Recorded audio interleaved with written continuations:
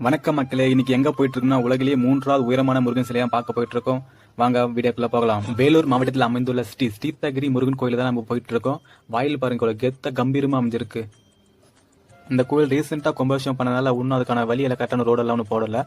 இப்பதான் மண் ரோடு மாதிரி இருக்கு, அது ரெடி பண்ணிட்டு இருக்காங்க கொஞ்சம் கொஞ்சமா. மேல வரைக்கும் பாத்தீங்கன்னா 2 வழி நடந்து போற மாதிரி வழி இருக்கு, மற்றும் வண்டி எல்லாம் மேல வெஹிக்கிள் 4 வீலர் எல்லாம் போற மாதிரி வழி இருக்கு. அது ஒன்றும் ரெடி பண்ணிட்டு இருக்காங்க, இப்போ ரோடு எல்லாம் போட்டுட்டு இருக்காங்க. நம்மள வர இருக்க மாதிரி ரொம்ப கம்பீரமா 2 வாயில்கள் இருக்கு, ஒன்னு left side right side. Right side பாத்தீங்கன்னா படி வழியா போற மாதிரி, லெஃப்ட் சைடு பாத்தீங்கன்னா வெஹிக்கிள்ஸ் போற மாதிரி, அதாவது பெரிய ரோடு மாதிரி இருக்கும். மேல அந்த முருகருக்கு இருக்கான பெரிய முருகர் அங்க போற மாதிரி ரோடு இருக்கு. போயிட்டு முன்னாடி பாத்தீங்கன்னா நம்மள வெல்கம் பண்றாரு விநாயகரை கும்பிட்டு அப்படியே கம்பீரமா அந்த வழியை நடந்து போனோம்னா வெற்றிவேல் முருகனுக்கு 60,000 கோஷம் போட்டு அந்த படி மேல நடக்க ஸ்டார்ட் பண்ணலாம் வாங்க.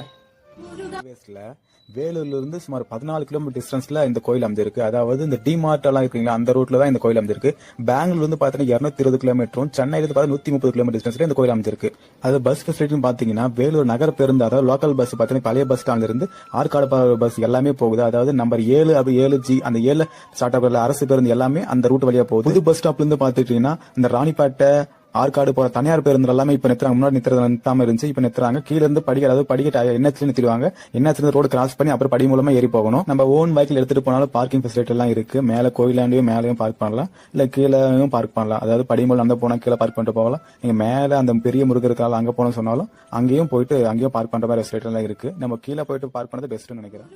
இந்த கோயில் ஓப்பனிங் டைம் பார்த்தீங்கன்னா காலை 6 மணிலேருந்து மதியம் 1 மணி வரைக்கும், ஈவினிங் 4 மணிலேருந்து நைட் 8 மணி வரைக்கும் இந்த ஓப்பன் டைம் இருக்கு. நீங்க முடிஞ்ச அளவுக்கு மதியத்தில் போய் அவாய்ட் பண்ணுங்க, ஏன்னா வெயில் காலத்துல நடக்க முடியாது. நம்ம பார்த்துட்டு இருந்த மெயின் சன்னதிலிருந்து ஒரு 1/2 கிலோமீட்டர் டிஸ்டன்ஸ்ல தான் புதிதாக கட்டப்பட்டுள்ள அந்த முருகன் சிலை இருக்கு. அந்த சிலை பார்த்து 92 அடி உயரமுள்ள சிலையா இருக்கு. மிக பார்க்கறது